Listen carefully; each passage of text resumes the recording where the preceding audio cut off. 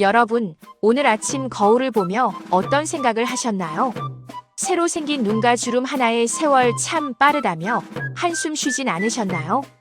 우리 인간에게 100년은 평생을 다 바쳐야 도달할 수 있는 꿈의 숫자입니다. 환갑을 지나 7순, 8순을 바라보며 우리는 늘 남은 시간을 계산하곤 하죠. 그런데 말입니다. 우리가 사는 이 지구상에는 우리가 태어나기 한참 전인 조선시대나 구한말에 태어나서 지금도 시퍼렇게 살아 숨쉬는 존재들이 있습니다. 오늘 여러분의 시간 관념을 완전히 뒤흔들어 놓을 기이한 이웃들을 소개합니다. 누구나 건강하게 오래 살길 원합니다. 하지만 생물학적 한계라는 벽이 있죠. 도대체 그들은 어떻게 죽지 않고 버티는 걸까? 그 긴 세월 동안 무엇을 보고 느꼈을까? 이 질문에 대한 답은 단순히 운이 좋아서가 아닙니다. 현대 과학이 방사성 탄소 연대 측정과 아미노산 분석이라는 정밀한 칼날로 도려낸 움직일 수 없는 팩트입니다. 지금부터 우리가 알던 생명의 시계를 완전히 멈춰 세울 세 마리의 주인공을 만나러 가보겠습니다. 첫 번째로 찾아갈 곳은 남대서양의 외딴 섬 세인트 헬레나입니다. 나폴레옹이 유배되어 생을 마감했던 바로 그곳이죠. 이곳엔 관광객보다 유명한 대스타가 한 명 살고 있습니다. 192세의 살아있는 역사, 거대 거북 조나단. 조나단은 1832년생으로 추정됩니다. 감이 잘 안 오시나요? 조선으로 치면 순조 임금 시절에 태어난 겁니다. 사진기가 갓 발명되었을 때 이미 청년이었고 제1차 세계대전과 2차 세계대전을 모두 지켜봤습니다. 1882년 50세의 나이로 이 섬에 도착했을 때 그를 맞이했던 주지사부터 지금까지 무려 32명의 주지사가 바뀌는 동안 조나단은 여전히 그 자리에서 풀을 뜯고 있습니다. 기네스북이 공인한 세계 최고령 육상 동물. 그는 지금 이 순간에도 여러분과 같은 공기를 마시며 느릿하게 200세를 향해 걷고 있습니다. 육지를 벗어나 이제 차가운 심해로 내려가 봅니다.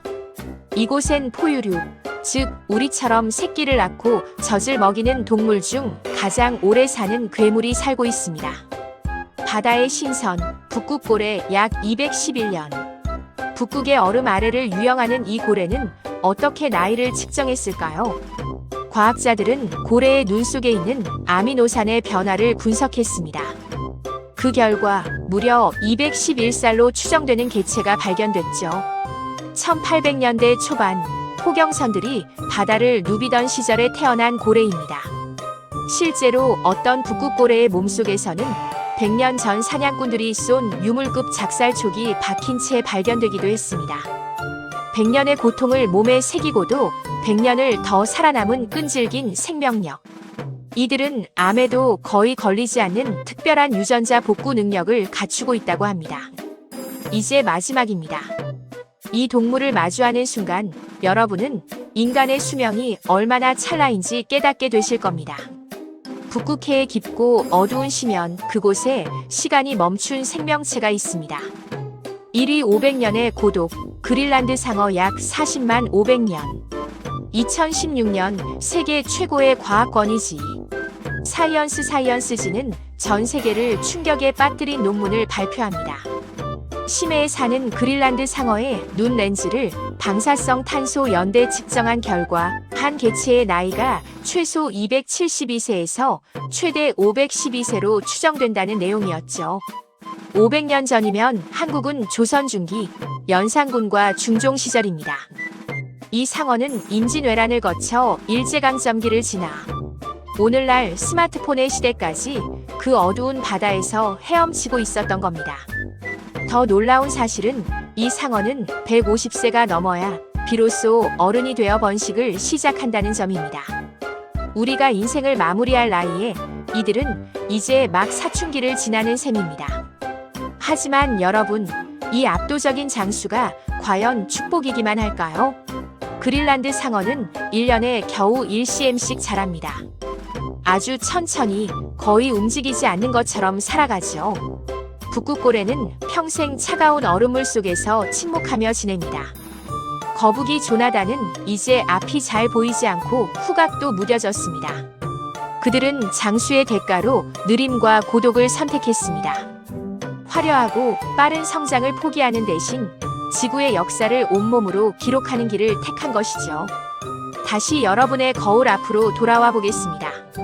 400년을 사는 상어에 비하면 우리의 100년은 너무나 짧고 덧없어 보일지도 모릅니다.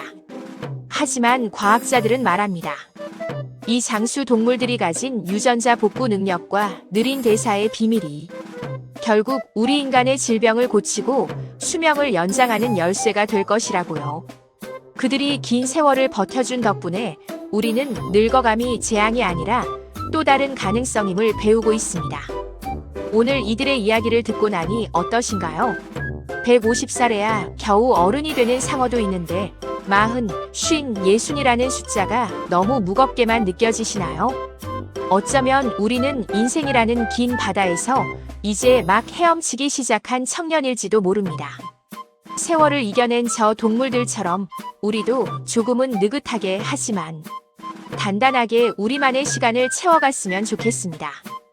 나이 드는 것이 아니라 우리 안의 역사가 깊어지는 것이니까요. 시청해주셔서 감사합니다.